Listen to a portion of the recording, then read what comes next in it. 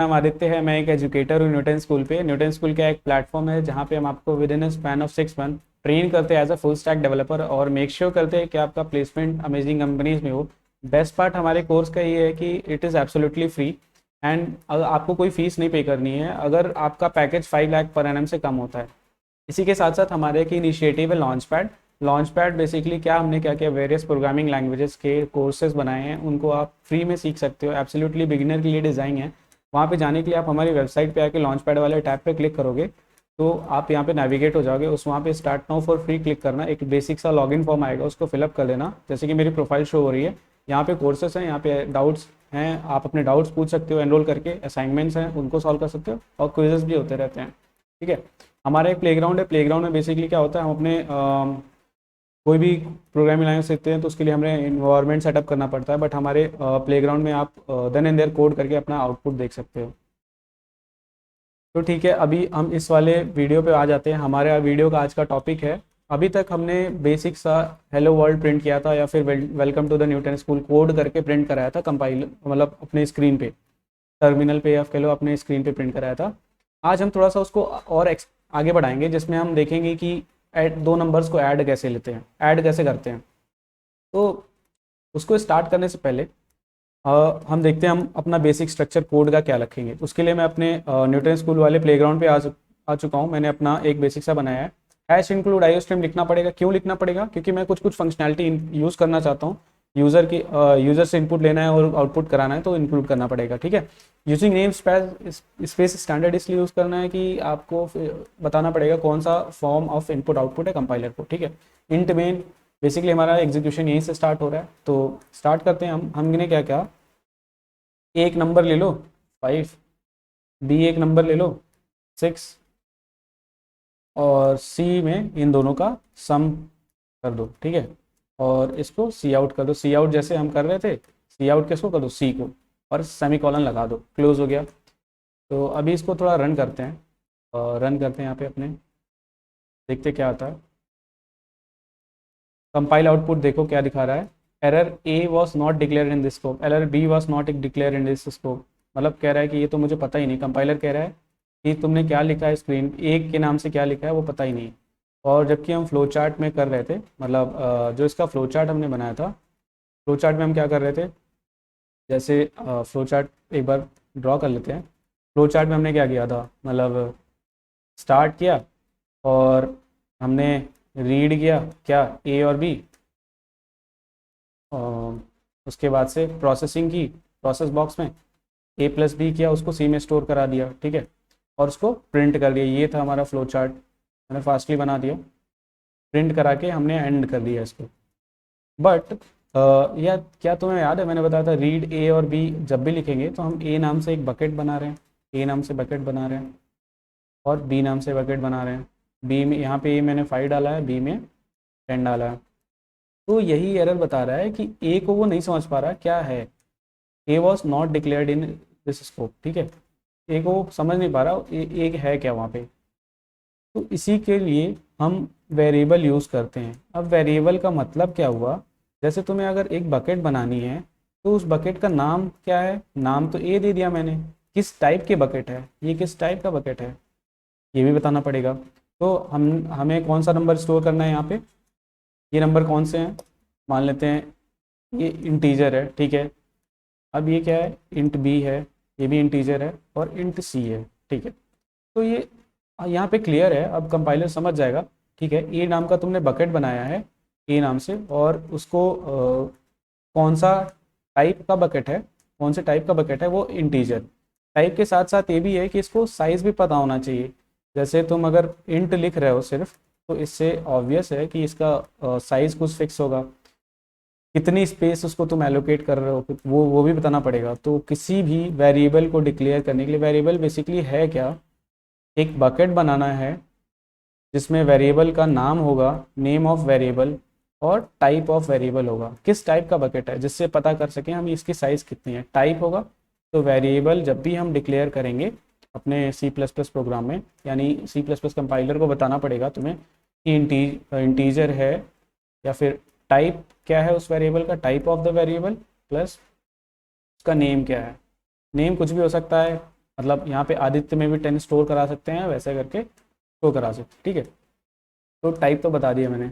अच्छा, अभी इसको थोड़ा आउटपुट करा के देखते हैं क्या आ रहा है। हमारा आउटपुट आ रहा है वापस से, सॉरी, हम अपने इस पे आ जाते हैं प्लेग्राउंड पे। प्लेग्राउंड पे जैसे ही अब हम रन कराएंगे, देखो रन कराते हैं, कंपाइलर आउटपुट क्या आता है। कंपाइलर आउटपुट कोई भी एरर नहीं शो कर रहा है, यानी हमारा कोड सही वर्क कर रहा है।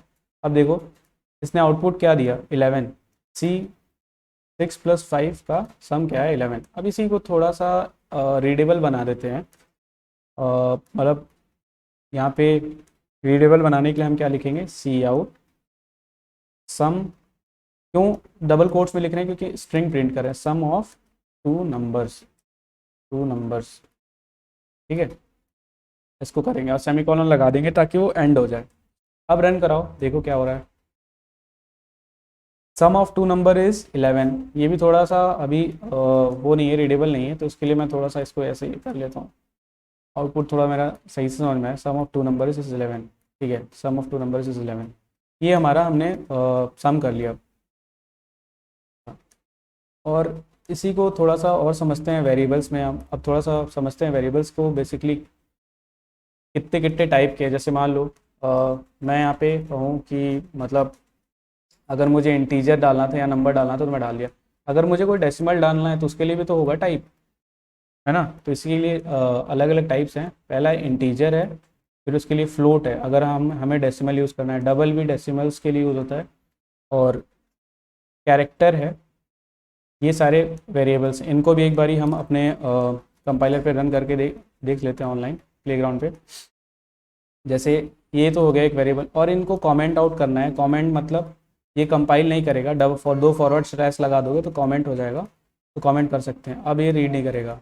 अब मुझे क्या बनाना है, एक दूसरा वेरिएबल बनाना है जिसमें हम डेसिमल नंबर स्टोर करेंगे। उसका नाम ले लो फ्लोट ए। फ्लोट ए कर लो। अभी देखना क्या अमेजिंग सी एरर आएगी, 3.6। इसको करो, अब कंपाइल करो ज़रा, मतलब रन करो। अभी प्रिंट नहीं करा रहे हैं कुछ, बस हम देख रहे हैं कंपाइलर कैसे होगा। कंपाइल आउटपुट में एरर आ गई, देखो फ्लोट ए और इंट ए। कंपाइलर बेसिकली कन्फ्लिक्ट कर रहा है, कन्फ्लिक्टिंग डिक्लेरेशन। देखो डिक्लेयर जो हमने वेरिएबल डिक्लेयर किया है उसमें कॉन्फ्लिक्ट है। एक ही नाम से दो वेरिएबल कैसे हो सकते हैं, तो वही कॉन्फ्लिक्ट दिखा रहा है। तो यहाँ पे हमने ऑलरेडी ए को इंटीजर बना दिया है, तो यहाँ पे फ्लोट को उससे नहीं बनाएंगे, दूसरा नाम दे देते हैं, फ्लोट और डी कह लो। तो अभी जब कंपाइल करोगे देखो कोई एरर नहीं आएगी,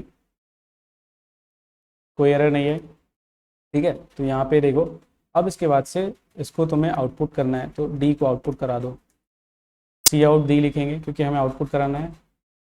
रन कराओ, कंपाइलर कोई आउटपुट नहीं, एरर मैसेज नहीं शो कर रहा। आउटपुट में हमारा क्या आ गया, 3.6 देखो आ गया।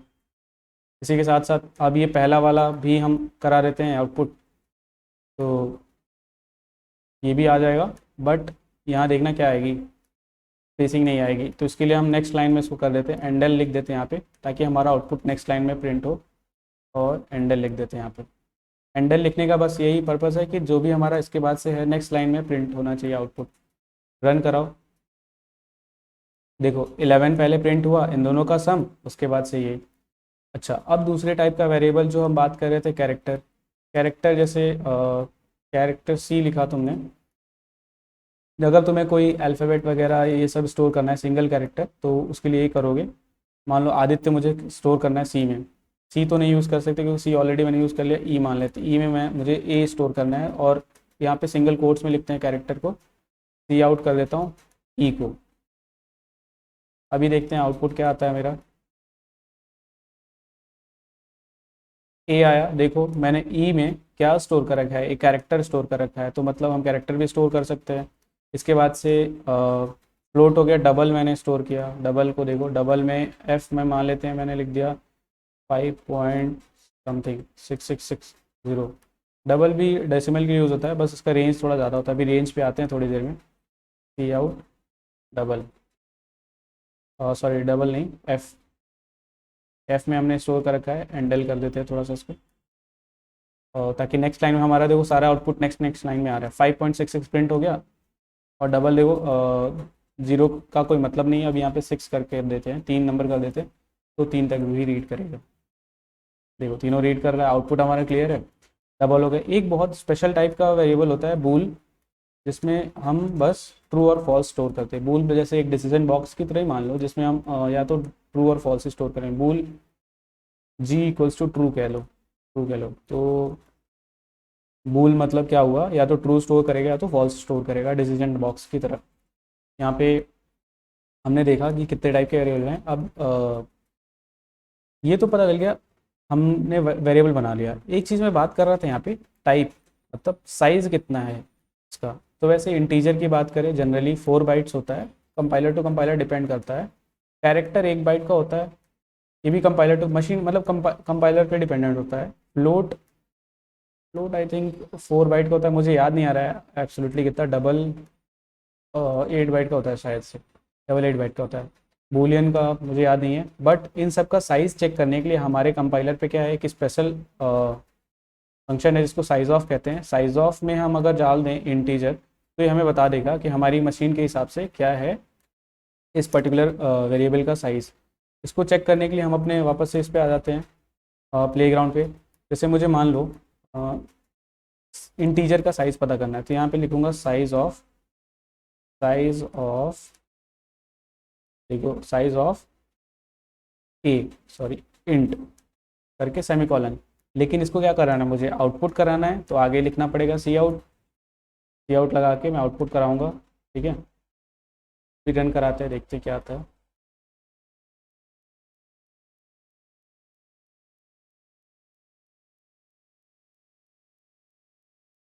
देखो यहाँ पे क्या दे रहा है, साइज ऑफ इंट इज़ 4। यहाँ पे करा लेते हैं एक और चीज़, ताकि मैसेज डिस्प्ले कराने का मतलब यही होता है। जैसे मैंने यहाँ पे डिस्प्ले कराया एक मैसेज है, ताकि कंपाइलर, जैसे हम यहाँ पे कंफ्यूज हो रहे हैं ये वाली वैल्यू किसके लिए है, तो यहाँ पे हम एक मैसेज अच्छा सा इस कोड को थोड़ा रीडेबल बनाने के लिए यहाँ पे मैसेज डिस्प्ले करा सकते हैं। जैसे यहाँ पे अगर मैं इसका कमेंट हटा दूँ, कमेंट बताया मैंने फॉरवर्ड स्लैश से करते हैं, यहाँ पे कर रहे हैं।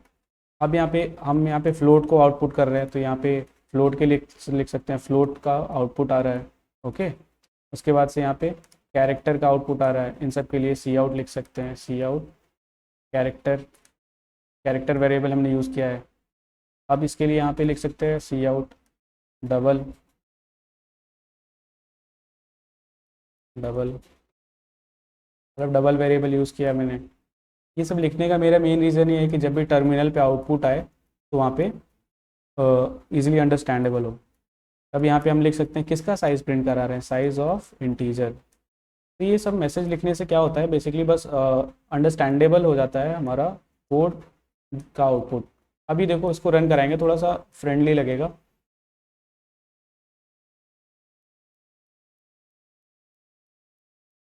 कंपाइलर आउटपुट एरर शो कर रहा है, फ्लोट इसके आगे सेमीकोलन नहीं लगाया। देखो क्या बता रहा है कि एक्सपेक्टेड एरर सेमीकोलन। ठीक है, मतलब वो लाइन ख़त्म नहीं कर पा रहा है। कैरेक्टर के आगे भी देखो सेमीकोलन बताया है।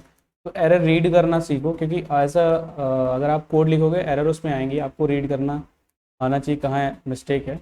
अभी देखो कंपाइलर ने कोई जनरेट एरर नहीं की। अब यहाँ पे देखो सम ऑफ टू नंबर मेरा क्या है 11, फ्लोट में मैंने 3.6 डाला, कैर में मैंने ए डाला। सबको थोड़ा सा रीडेबल बना देंगे। रीडेबल बनाने के लिए हम बस यहाँ पे ये करेंगे कैर। अभी देखो थोड़ा सा और इसकी और अच्छे से विजिबल हो जाएगा क्या हम प्रिंट कराना चाहते हैं। साइज ऑफ इंटीजर 4 है। ठीक है, देखो अब ये सारे आउटपुट थोड़ा सा क्लियर है। तो यहाँ पे देखते ही टर्मिनल पे पता, मतलब आउटपुट पे हमें पता चल रहा है किस क्या क्या हमारी आउटपुट आ रही है। सिमिलरली अगर मैं इसको कॉपी पेस्ट करके कंट्रोल सी भी कर लेता हूँ, और मैं यहाँ पे फ्लोट का साइज़ प्रिंट कराना चाहता हूँ, फ्लोट का, तो यहाँ पे लिख दूँगा फ्लोट। और ऐसे ही मैं सिमिलर वे मैं सबका करा ही लेते हैं अपना डबल, डबल का भी आउटपुट साइज़ प्रिंट करा लेते हैं। डबल कैरेक्टर, कैरेक्टर वेरिएबल का भी करा लेते हैं, कैरेक्टर। ओके, कंट्रोल भी से बूलियन का भी करा लेते हैं।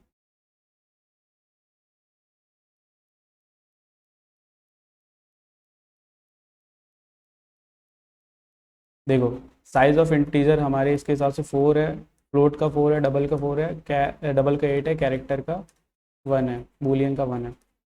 तो जो बेसिक सी बात है, अगर तुम्हें ध्यान रखने वाली है कि वेरिएबल में जब भी तुम सी प्लस प्लस में वेरिएबल डिक्लेयर करोगे, जब भी तुम सी प्लस प्लस में वेरिएबल डिक्लेयर करोगे, तुम्हें बताना पड़ेगा सी प्लस प्लस को कि वो वेरिएबल कौन सा है।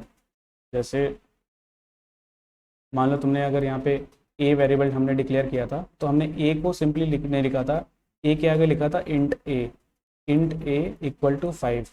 ठीक है, तो ये क्या है, टाइप बता रहा है, टाइप ऑफ द वेरिएबल। ये क्या बता रहा है, name of the variable, name of the variable. तो क्या होगी, मेमोरी में एक बकेट क्रिएट होगी ए नाम से, जिसमें हम 5 जाके स्टोर कर देंगे। और एक चीज़ ध्यान रखने वाली है, जैसे तुम्हें सी आउट कराना था, तुम बोल रहे हो कि मुझे फ्लोट कराना है, ठीक है, तो ये सिंपली हो जाएगा, मतलब स्ट्रिंग प्रिंट कराना है तो तुम उसको डबल कोट्स में लिख रहे हो।